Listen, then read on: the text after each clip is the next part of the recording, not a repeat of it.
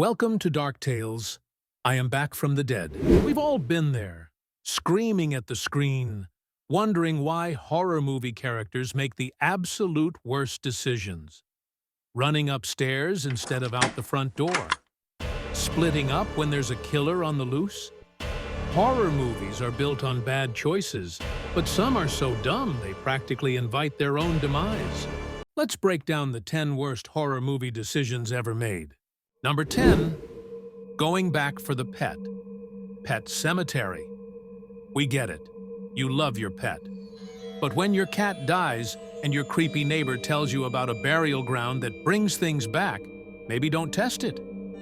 In Pet Cemetery, Louis Creed buries his cat, and sure enough, it returns, just not right. But instead of learning his lesson, he later buries his own son. Yeah. How do you think that turned out? Number 9. Leaving the chainsaw behind. The Texas Chainsaw Massacre. Sally Hardesty does an incredible job surviving Leatherface's family. But after knocking Leatherface down and getting a chance to grab his chainsaw, she runs away empty-handed. Imagine how different things would be if she had taken it. Maybe, just maybe, a chainsaw beats running. Number 8. Ignoring the warning. The Cabin in the Woods. A basement full of cursed objects, eerie Latin inscriptions, and a creepy gas station attendant who warns them not to go? The group in the Cabin in the Woods had so many red flags, but instead, they poke around and unknowingly summon a family of undead murderers. At some point, you gotta ask, do you want to die? Number 7. Trusting a possessed doll. Annabelle.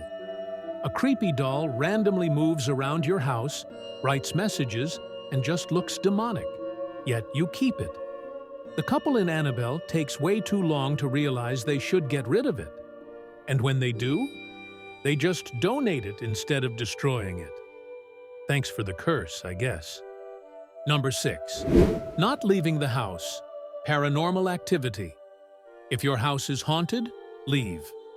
If doors are slamming shut, things are flying across the room, and a demon is literally dragging you out of bed, maybe don't try to tough it out.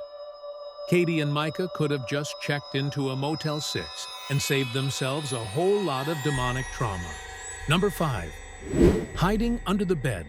A Nightmare on Elm Street. Nancy's boyfriend, Glenn, knows Freddy Krueger attacks people in their dreams. He knows not to fall asleep.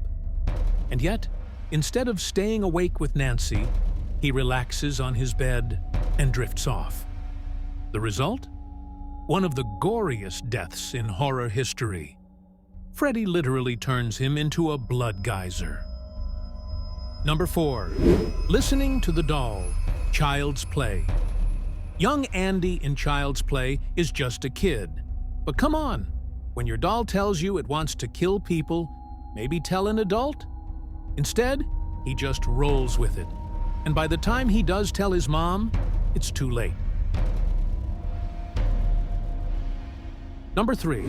Splitting up. Scream. Randy said it best. Never, ever, ever split up. But what do the characters in Scream do? Exactly that. It's like horror movie survival rule number 1. Stick together. But nope, people just keep walking off alone. And Ghostface? He loves that. Number 2. The pool scene, It Follows. Okay, the idea is creative. Lure the supernatural entity into a swimming pool. Then electrocute it. But did anyone stop to think that the entity could just not get in the water? Instead, it hurls objects at them, nearly killing them in the process. A cool movie, but a dumb plan. Number 1. I'll Be Right Back. Any horror movie ever. The ultimate horror movie mistake. The second someone says, I'll be right back, they never come back. It's the kiss of death in horror movies. Next time you're in a horror scenario, just say, I'm staying right here. Trust me, your odds improve.